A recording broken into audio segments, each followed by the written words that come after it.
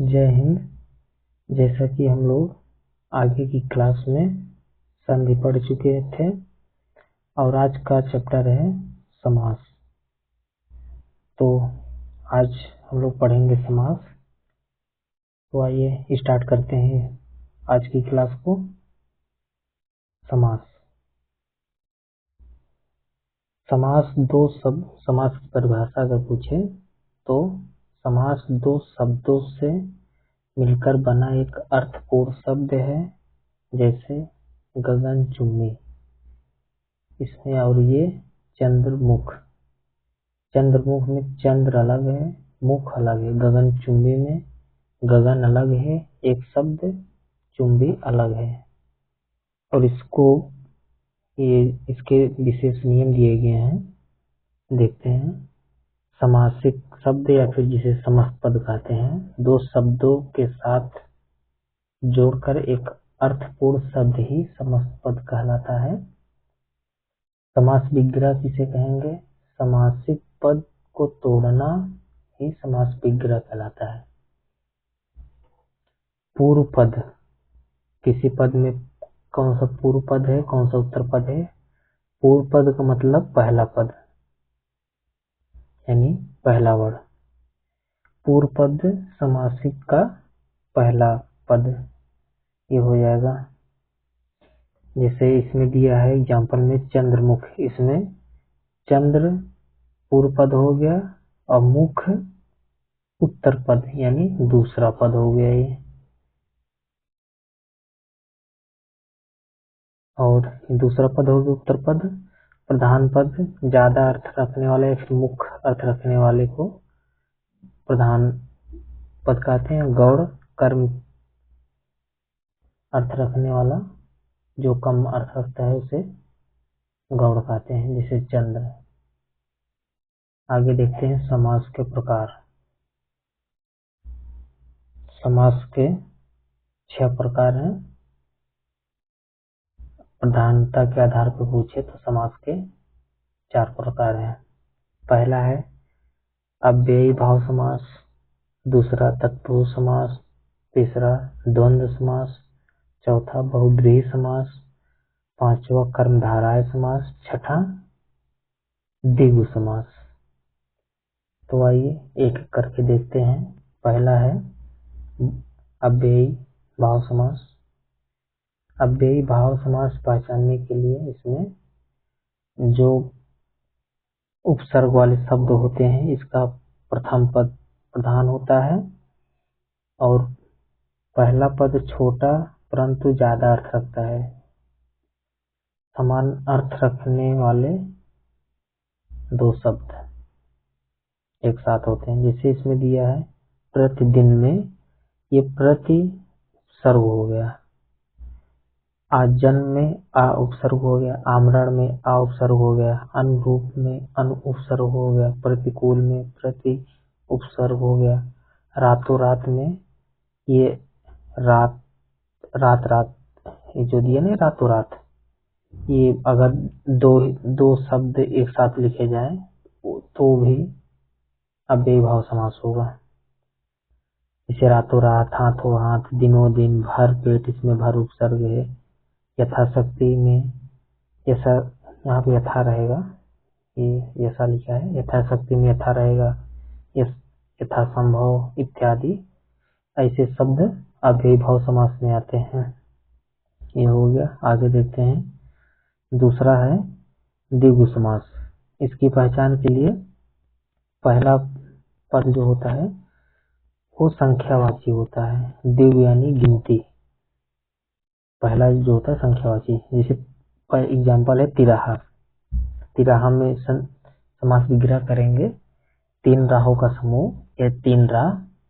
इसमें ती में ये 3 राह। नवरात्र में 9 रात्रि, दोपहर में 2 पहर, त्रिभुज में त्रिभुज,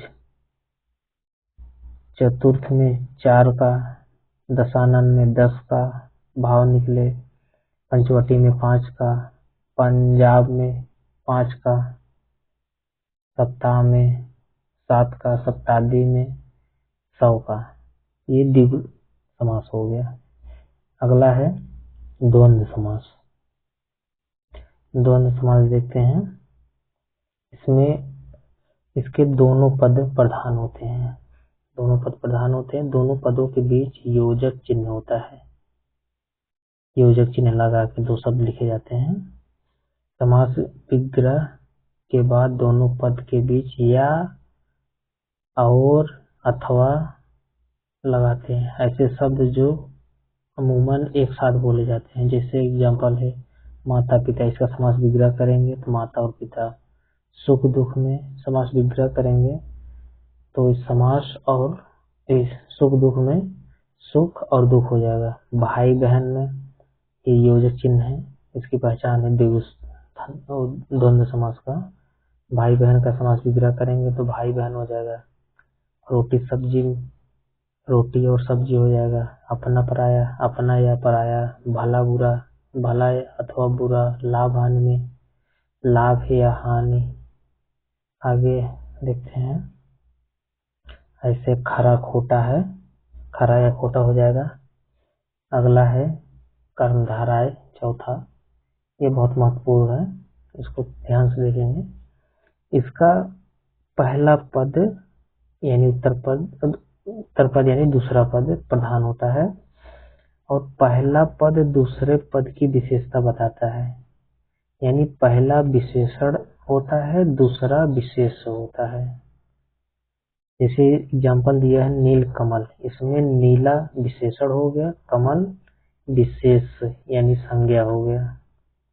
ऐसे दिया नीलकंठ, नीले कंठ वाला, इसमें नीले विशेषण हो गया, कंठ वाला विशेष।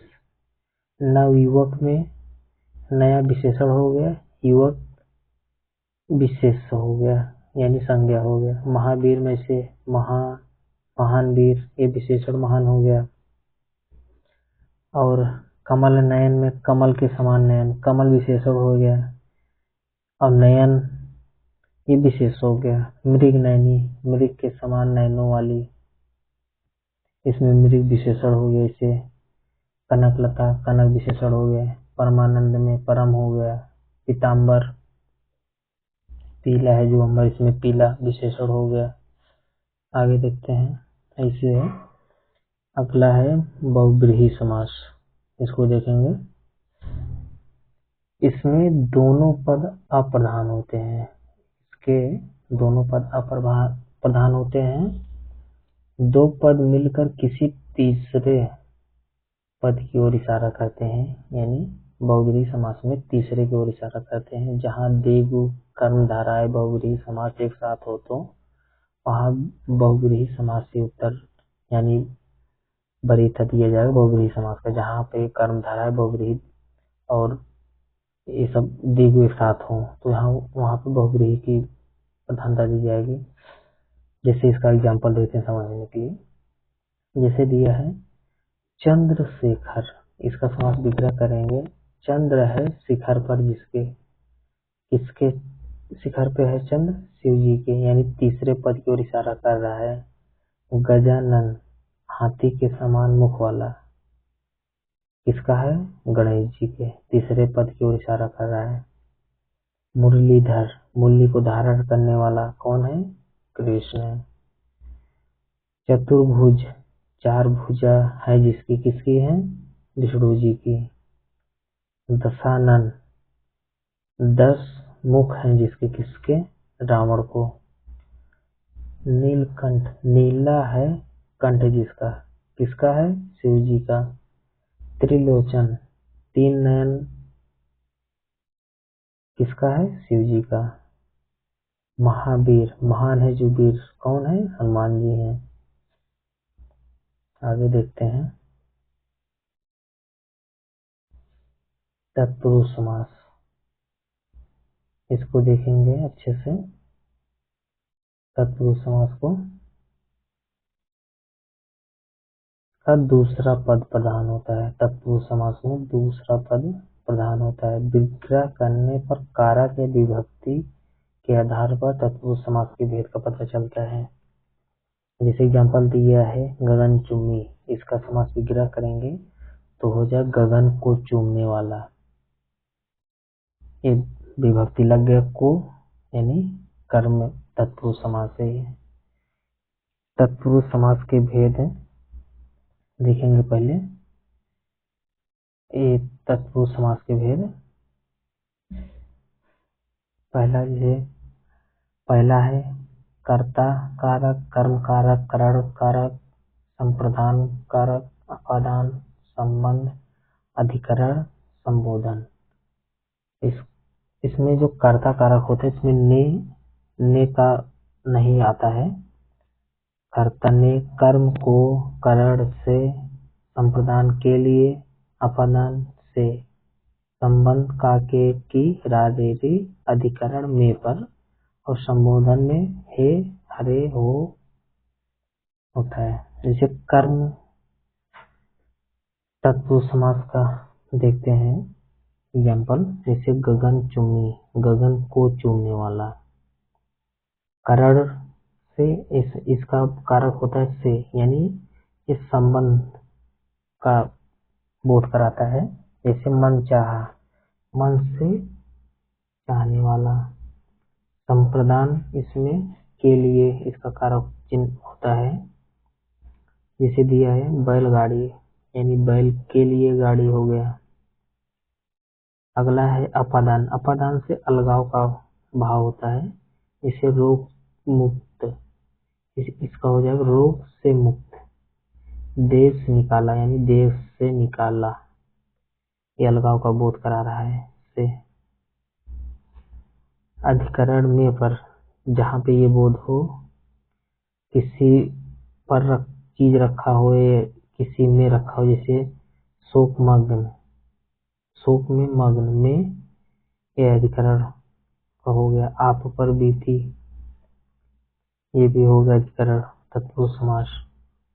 संबोधन में हो हरे, जैसे हो अचानक वाले शब्द जो आते हैं वो संबोधन वाले होते हैं। अगला है अपवाद में ये सब आते हैं नियम समास।